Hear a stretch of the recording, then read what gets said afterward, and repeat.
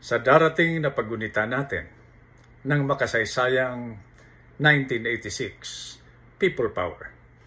Sana hindi ito muling magamit bilang paraan para lalo tayong magkawatak-watak bilang mga Pilipino.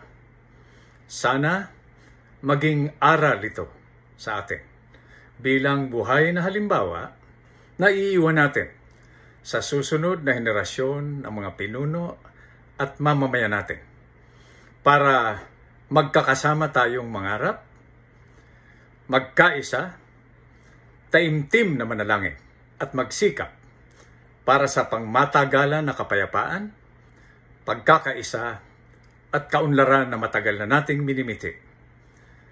Mabuhay ang sambayan ng Pilipino at patuloy na pagpalain ang Pilipinas.